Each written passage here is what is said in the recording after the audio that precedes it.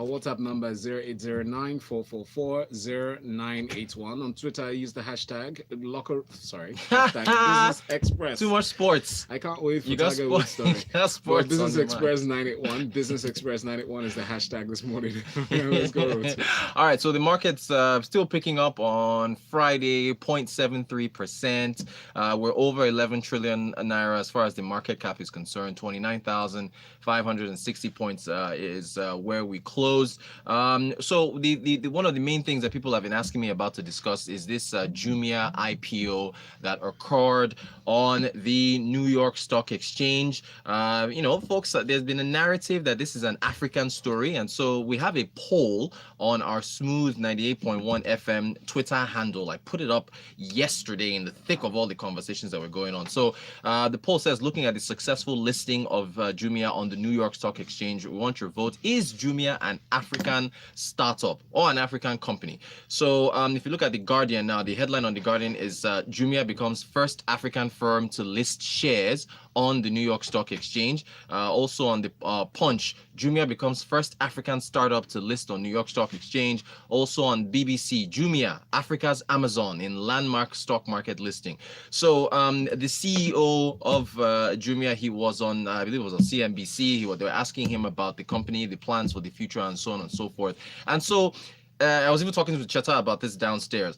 The dynamic as to what makes a company either African or European or American or whatever, it seems to be fluid. I mean, if you want to be pretty technical about this, you can ask yourself, where is the company registered? But then there's a case of, where is the company registered? Where is it operating? Where are its founders from? And so on and so forth. So, I mean, Valentine, Smooth FM, is it an African company? Yes, it Smooth is. FM is African, right? It's very much African. Right. So, I mean, why are we African? I think one of the, I asked Cheta downstairs. Cheta said, well, it's because we operate here in Africa, right? So if you were to use where we operate as a metric for Jumia, then you would argue that Jumia is indeed an African company. However, the number of things that folks have to look at. So one, even though Jumia operates in Africa, there are a number of things to look at. So their founders are French. Yeah, top executives are French. I can't remember the guy's name, Pierre Sassoin or Sassoin or something.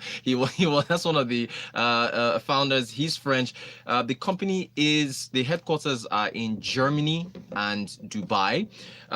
Their engineering team that handles their app and handles their website, they're in Portugal. So if you look at a number of these things and say, well, I don't know, is this really, an African company? You want to ask yourself these questions, but, primarily going by where they are headquartered and where their top executives are from, that's what the debate. So it's been all over social media this particular weekend. So do share your thoughts. I can see Yinka is already typing something on WhatsApp. So let me know where you all think Jumia is, and vote on the poll if you think Jumia is an African startup. Because again, these things are fluid. Now, second thing that people have been asking me about are ADRs, which are American Depository Receipts, or ADSs, which are American Depository Shares. So let me read this link from this quote from MarketWatch. MarketWatch is a website that follows stock markets around the world. It said, Jumia had been expecting to sell 13.5 million American Depository Shares, ADSs, representing 27 million ordinary shares for between $13 to $16 per ADS.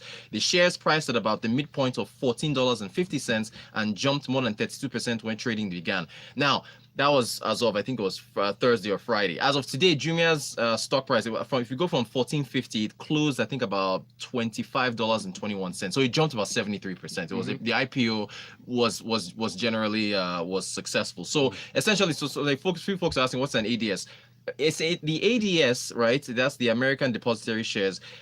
They are US denominated shares, right, of foreign companies. So it's for foreign companies that want to list and get exposure in the on the American capital markets, because essentially Jumia was trying to raise, I think they're looking to raise about $200 million or so. So they trade like regular stocks, but again they are US denominated equity shares of foreign companies that are trading in America. So essentially, if you're an American, you want to get exposure to a foreign company, and ADS is how you get exposure to those companies. I think even those who pay dividends as well. Although Jumia has said that they won't be paying any dividends, because if you look at the year-to-date profits and losses, company. I mean, again, if you look at how Amazon started and was making losses for years, because e-commerce in Africa is not easy. It's not easy, okay? No, it's not. Exactly. So as of, I think if you rack up the losses, it's almost $1 billion that they've lost since they popped up. So it's still,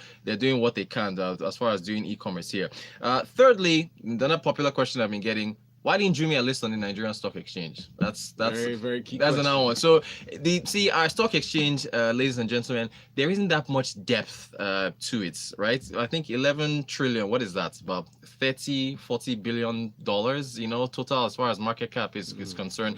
So the money that they were looking to raise, 200 million or so, they weren't really going to find that on the Nigerian Stock Exchange. So it's something that we're hoping will happen in the near future. But for now, we're not looking at that to happen. They have to go and raise the heavy money in the United States, use that to expand their operations around the world, which is primarily in Africa, and then go on from there. So if those are generally, there are issues that we wanted to touch on for the Jumia IPO, which is again the initial public. And also, Nigeria only had like one IPO last year, so we need many more in order to encourage more companies to list here. Messages already, yeah. Dami says Jumia's nationality does not matter in this era of globalization. Thank you for that, Dami. That's a good point. And then somebody sent in the names of that's Maruti. Maruti sent us a message on WhatsApp. Said the founders are Jeremy Hodara and Sasha Pwanonek. That was the name that was messing me up. Thank you for that, Maruti. And there's one other guy who's listed as one of the founders, Raphael Kofi Afedo.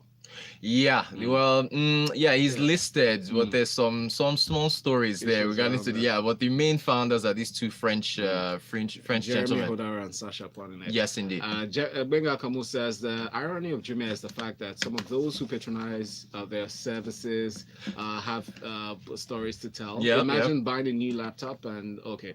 All right.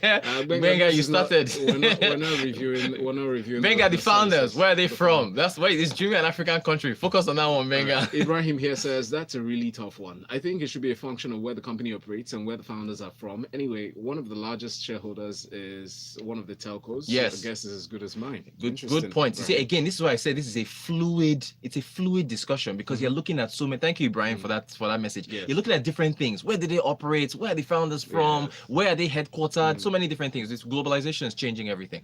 Okay, so we move from Jumia now to fuel subsidy. This is actually going to be our top story today, but because of the number of messages I got about Jumia, I said let me address that. So the federal government is saying they're not removing fuel subsidy. Well, speculations last week. I see on the IMF report. Yes, so our Minister of Finance, she went to Zainab Ahmed. She went to Washington D.C. To meet with the IMF. They had their, I think it was a group spring meeting or so. So she now came out and said, hey, I agree, we should remove subsidy. The more that news hit, you see queues started lining up as I was heading out, and I didn't buy fuel because sometimes I'm bad at this. I'll leave my tank almost empty and okay, I'll buy tomorrow or whatever, and then I go out and buy, and then the queues are there. So I finally got to buy fuel, and I asked one of the attendants, hey, what's happening now? What's going on? He said, well, we heard news that fuel is going up. Exactly, speculation. So suddenly there was panic buying. Some I saw some fuel stations that were shut down and weren't even selling. So anyway, but another headline has come out here. She says we can't remove fuel subsidy overnight. I've had a long debate with some people on Twitter. In fact, Ibrahim, are you the same Ibrahim that runs a business, I think in Ogun State? I think he sells chemicals or so. I don't know if I'm talking with two different Ibrahims. But there's one Ibrahim on Twitter. The Ibrahim on Twitter, I don't know if it's different from the one that sends us messages on WhatsApp. Okay. He's been saying, look, you can't yank this fuel subsidy thing overnight because of the poor. You must do it in stages. Yes. And that's what Zainab Ahmed said on I think on Friday after her initial comments were sparking. Even NNPC even came out on Thursday and they sent out some tweets saying, look, there's no fuel scarcity. We have enough fuel to cover everybody. We're not increasing the price. I mean, her comments really, they caused some things to move around, but essentially she's saying that it has to be a gradual thing. Others are saying no. that, again, this fuel subsidy, and this is where the debate between me and Ibrahim, we kept going back and forth on Twitter. I was arguing that, look, Ibrahim and everybody else that believes fuel subsidy should be taken out in gradual stages, you are subsidizing this thing for the rich, because if you look at the people who consume the most fuel, he argued and said no, it's poor Nigerians. But Valentine, if you look at what, okay, go ahead. Let's be realistic about this. Who has the more purchasing power? Is the people who can afford more, right? Who have more money in their They pockets. have multiple cars. Yes. They have the businesses with the generators. Larger generators.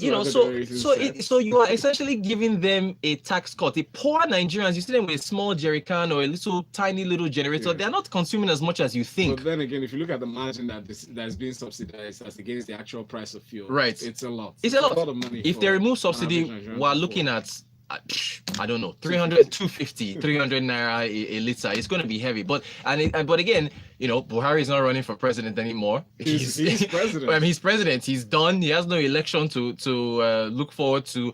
So he has you can technically say he has the leeway to do this now. So anyway, that's what's going on with fuel subsidy. We'll have to see what happens next. But her comments did spark some reactions. Yeah, some sentiments. Yes, some uncertainties there. Darlington from our Papa sent a message. Says congratulations to Jumia for listing on the NYSE, and that's Nigerian Stock Exchange. And I asked, no, NYSE, New York Stock Exchange. Pardon me. Yeah. And I asked, when will the NNPC be listed on the Nigerian Stock Exchange? We're all waiting. Darlington, thank you. Well, everybody's waiting for that one. Ibrahim says, well, it's safe to add that NNPC has more money than I know, right?